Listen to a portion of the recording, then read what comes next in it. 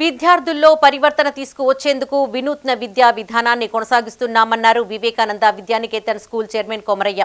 కరీంనగర్లోని తమ పాఠశాలలో మీడియాకు వివరాలు వెల్లడించారు.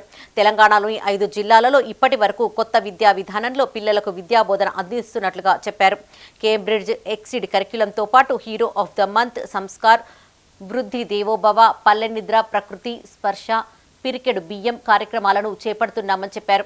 వీటి ద్వారా పిల్లల్లో గొప్ప మార్పు వస్తుందన్నారు. తెలంగాణలోని నిజామాబాద్, ఆదిలాబాద్, మంచిర్యాల, కరీంనగర్ జిల్లాలలోని 5 ప్రైవేటు పాఠశాలల్లో ఈ కొత్త విద్యా విధానాన్ని అవలంబిస్తున్నామని, తమను చూసి మరికొన్ని యాజమాన్యాలు అనుసరిస్తున్నాయని చెప్పారు.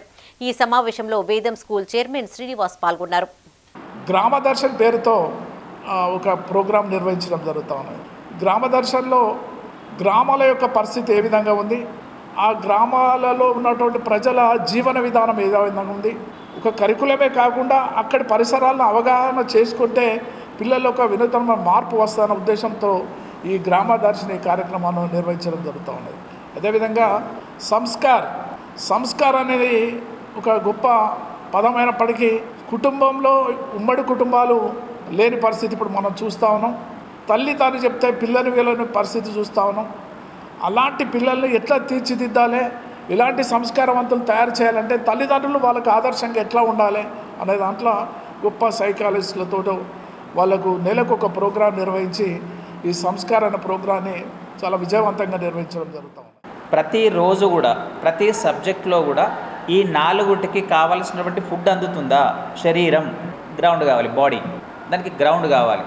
ఒక చిన్న విషయం సార్, ఫర్ ఎగ్జాంపుల్ రీసెర్చ్ ఏం చెప్తుంటుందంటే ఎందుకు క్లాస్ రూమ్ ఫెయిల్ అవుతుందంటే, క్లాస్ రూమ్లో పాఠం వినేటప్పుడు మనం చెప్తాం ఫోకస్గా ఉండు, కాన్సన్ట్రేషన్ చేయని. యాక్చువల్లీ ఫోకస్, కాన్సన్ట్రేషన్ అనేటువంటివి క్లాస్లో నేర్పేటి అంశాలు కాదు, క్లాస్లో వాడేటి అంశాలు. మరి ఎక్కడ నేర్పాలి? అసలు నేర్పడమే గ్రౌండ్. దురదృష్టం ఏంటంటే స్కూళ్ళు విద్యా పేరు మీద కనీసం 1 గంట కూడా పిల్లల్ని ఆడిపించట్లేదు. అది చాలా దురదృష్టకరమైనటువంటి విషయం అన్నట్టు. అక్కడ వెళ్ళి ఫోకస్ చేయి అంటాడు, కానీ ఫోకస్ ఎక్కడ నేర్చుకోవాలని చెప్పాడు.